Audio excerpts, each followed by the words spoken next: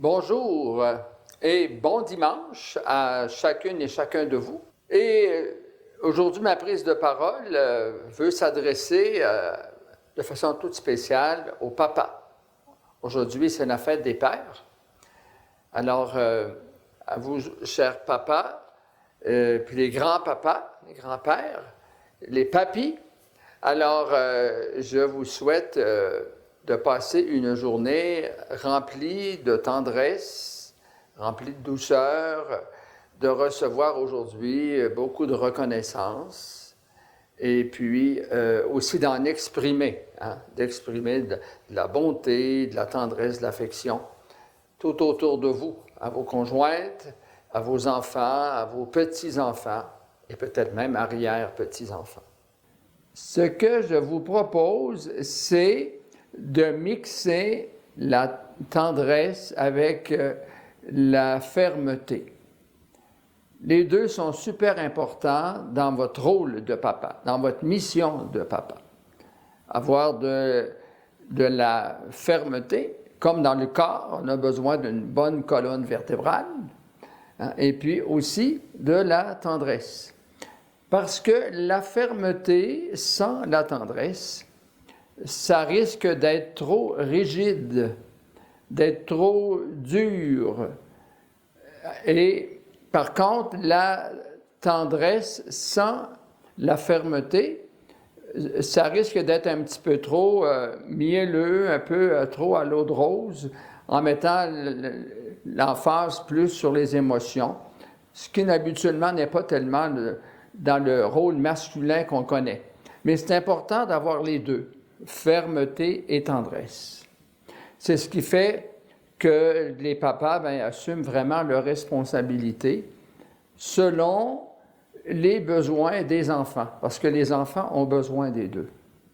Ont besoin d'un papa qui est rempli de bonté, qui est capable d'affection, d'écouter, de comprendre, de consoler, mais aussi un papa qui est capable de mettre des limites, de dire non, je ne peux pas te permettre ça, c'est pas possible, c'est trop tôt, c'est pas le temps. Alors, je vous propose de faire un petit exercice, de prendre vos deux mains, et puis dans la main gauche, de représenter la tendresse. Dans votre main droite, de représenter la fermeté. Alors, sont distinctes, sont différentes les uns des autres, on va s'en dire.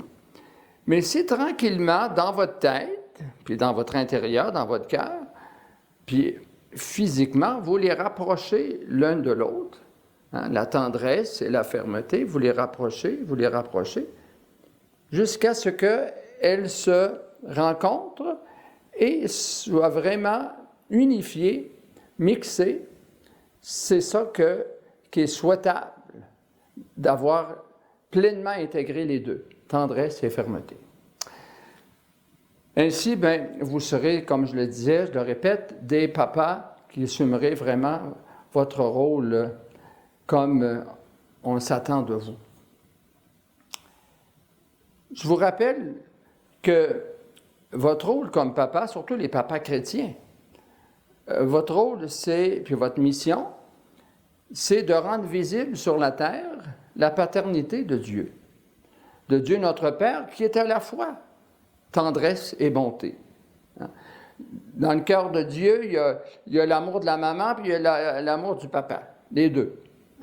Alors, donc, vous représentez sur la terre la paternité de Dieu, et Dieu, par son Esprit Saint, puis avec Jésus qui nous habite, doit devenir votre modèle, et puis l'Esprit Saint va habiter vos cœurs pour vous aider dans votre mission de rendre présent, visible, la bonté de Dieu, son amour. Alors, je termine donc en souhaitant à toute la famille de passer une très belle journée dans la joie, l'amour, l'allégresse, et je vous bénis. Et peut-être les papas, pourquoi pas bénir aujourd'hui vos enfants Ça peut être en faisant tout simplement une petite croix sur leur front. Ça peut être en les rassemblant puis en faisant une bénédiction. Ça se fait peut-être plus souvent le jour de l'an, mais ça peut se faire aussi aujourd'hui en disant, bien, mon rôle de papa, c'est de vous ouvrir le cœur, ouvrir votre vie, ouvrir je dirais là, votre perspective à un amour qui est plus grand beaucoup que le mien, un amour qui ne passera jamais, c'est celui de Dieu notre Père. Alors, en son nom, je vous bénis tous et toutes. Je bénis tous les papas, toutes les familles, au nom du Père et du Fils et du Saint-Esprit. Amen. Bonne fête des Pères.